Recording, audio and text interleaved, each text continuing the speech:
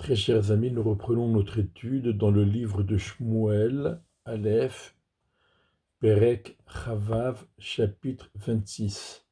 Ce chapitre nous rappelle beaucoup le chapitre 23 et nous allons donc le voir. Vayavu Azipim al Shaoul, les gens de Ziph sont venus chez Shaoul, à Giv'ata, dans la colline, c'est là où demeurait Shaoul, et ils lui ont dit: n'est-ce pas, David se cache dans la colline de Chachila qui se trouve, qui surplombe le Yeshimon. Donc, les mêmes gens de Ziph qui avaient dénoncé David dans le chapitre 23, ils reviennent après l'échec miraculeux de la première dénonciation. Ils reviennent donc à la charge et ils disent, mais ils ne disent pas David mistater imanu, David se cache avec nous. Ils ont simplement dit David se cache dans la colline de Chachila qui surplombe le Yeshimon. Pourquoi? Parce que ils ne savent pas exactement quelle est la position actuelle de Shaoul vis-à-vis de David. On se rappelle que dans le chapitre précédent, David a, entre guillemets, sauvé. Il avait l'occasion de tuer Shaoul, il ne l'a pas fait, et donc Shaoul lui avait promis qu'il ne le poursuivrait plus et qu'il ne le tuerait plus. Donc, ils ne savent pas. Alors, ils disent les choses de façon ambiguë. Si jamais Shaoul dit, mais moi, ça y est, je ne veux plus rien de mal à David, ils vont dire, oui, oui, mais sache que David se cache par ici à cause des Pilishtim. Et si jamais Shaoul, il a toujours de la rancœur contre David et il veut le poursuivre, alors ça sera grâce à eux que Shaoul pourrait prendre David. Donc, il emploie un langage ambigu. Shaoul s'est levé, il a descendu au désert de Ziph, lui et 3000 parmi les meilleurs guerriers d'Israël, afin de rechercher David dans le désert de Ziph. Donc, effectivement, Shaoul se laisse entraîner dans cette course-poursuite contre David. Shaoul campa dans la colline de Chachila qui surplombe le Yeshimon, sur le chemin, et David réside dans le désert, et il a vu que Shaoul est venu derrière lui dans le désert. Donc, il ne sait pas que c'est Shaoul. Il a vu qu'il y a une grande troupe qui arrive dans le désert et qui s'installe dans le désert, mais il ne sait pas exactement qui que quoi. Donc David envoie des espions et il a eu donc la connaissance précise et claire qu'effectivement Shaoul est venu pour le poursuivre et qu'il est donc accompagné avec sa troupe. Il a donc tout le descriptif du camp. Mais David n'a pas peur. Pourquoi David n'a pas peur? Pourquoi David est confiant? Parce que Shaoul a transgressé un serment. Dans le chapitre précédent, après avoir été épargné par David, Shaoul lui avait promis que plus jamais il n'essayerait de le tuer et de le poursuivre. Et donc Shaoul enfreint une promesse, un serment.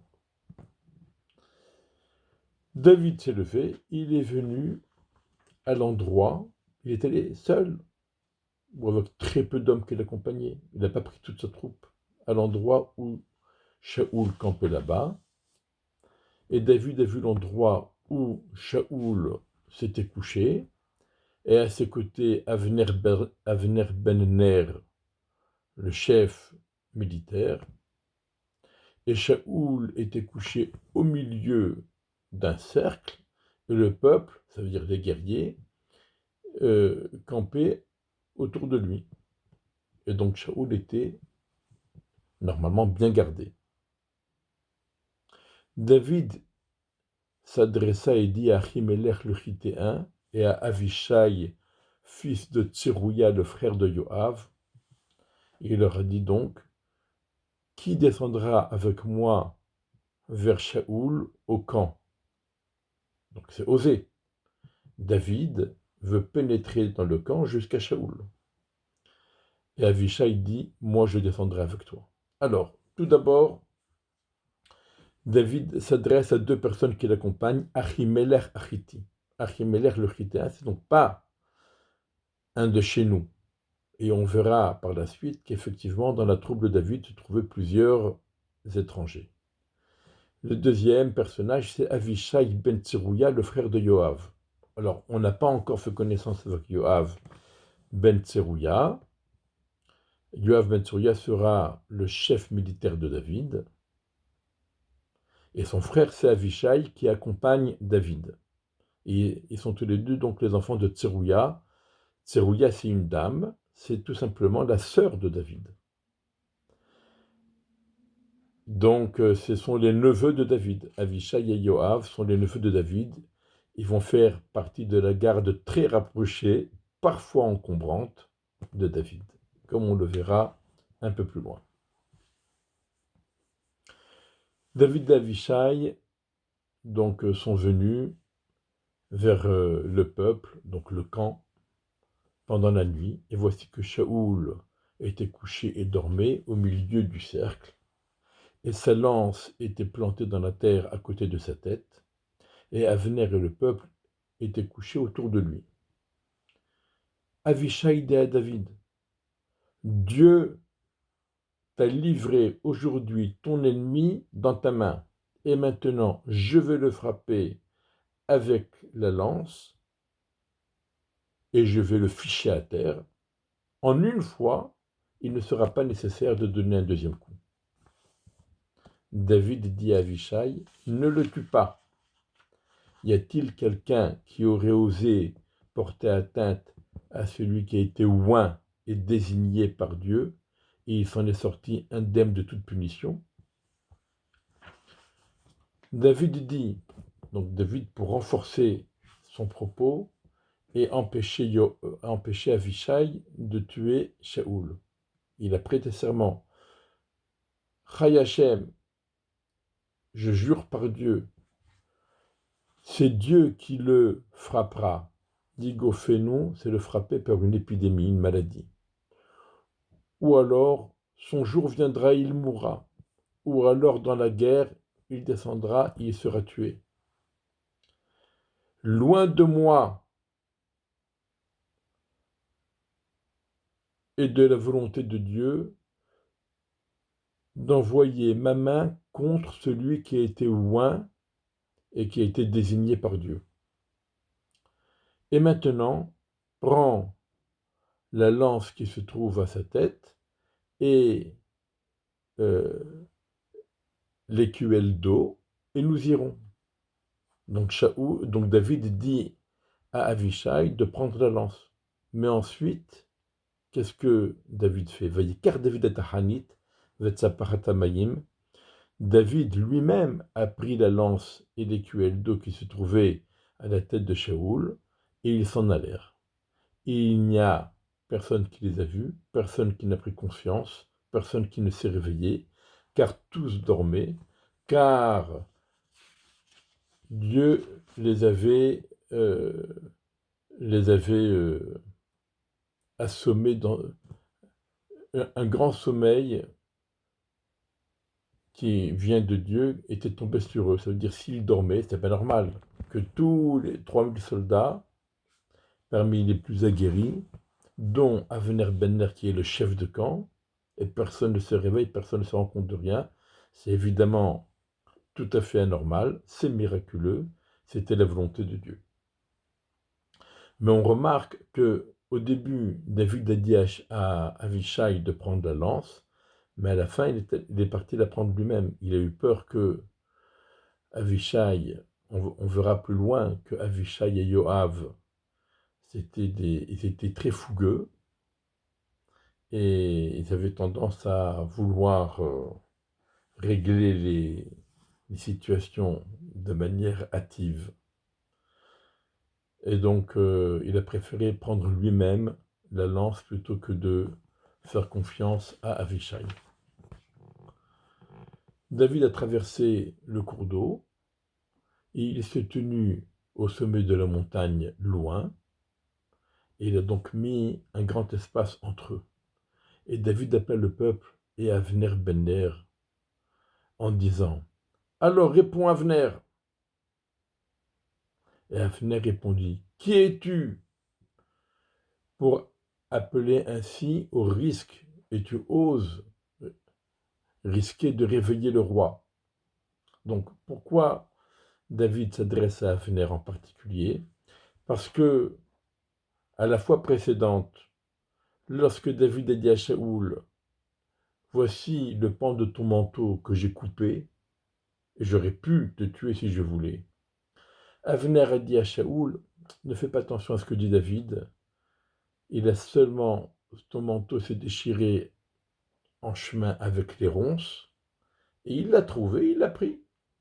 Mais en vérité, tu n'as jamais été en danger, et tu n'as jamais été à la merci de David. » Et alors cette fois-ci, David dit à Avner « Et maintenant, qu'est-ce que tu vas dire ?» Vayomer David à Avner. David dit à Avner « N'est-ce pas tu es un grand personnage, puisque tu es le chef de l'armée, et qui est comme toi dans tout Israël? Tu occupes le poste le plus important. Et pourquoi tu n'as pas gardé, protégé ton seigneur le roi?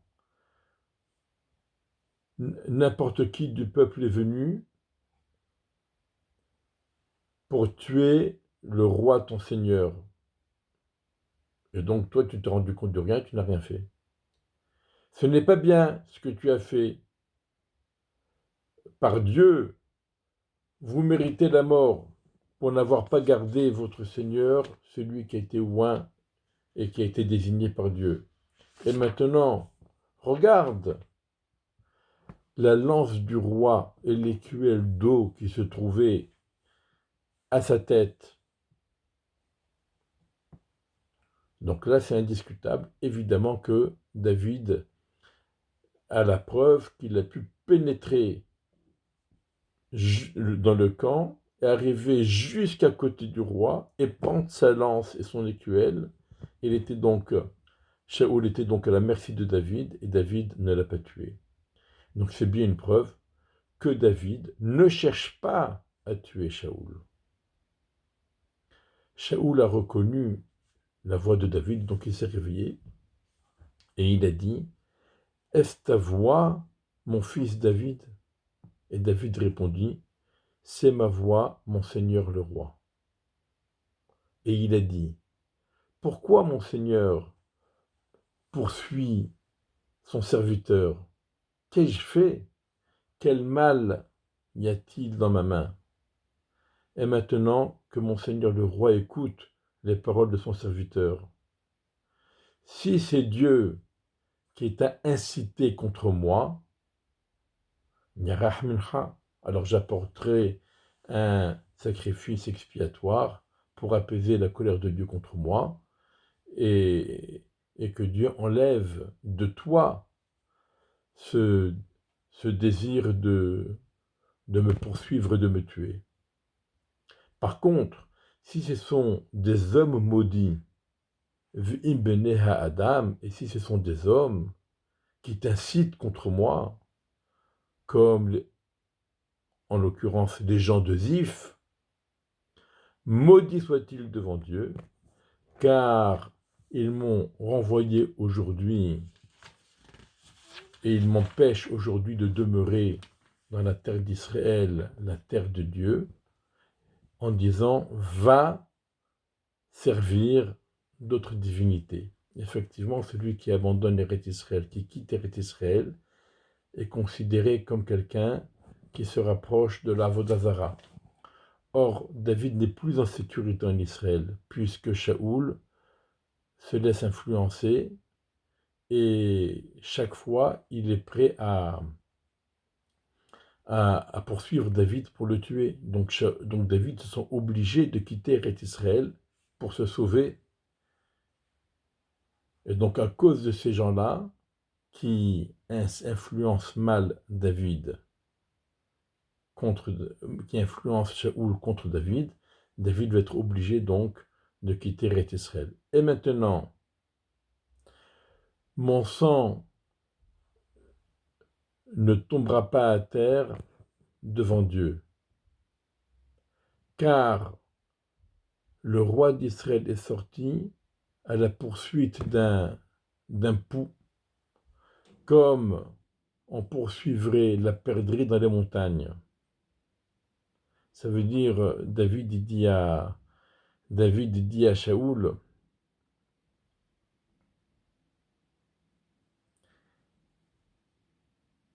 je ne mourrai pas, parce que je vais devoir donc m'enfuir et me réfugier quelque part pour être à l'abri. Mais toi, le roi d'Israël, tu me poursuis. Qui suis-je? Je suis comme un pou, comme une puce. Et tu me poursuis comme on partirait à la chasse pour attraper des perdrix dans les montagnes. Et là, Shaoul reconnaît sa faute.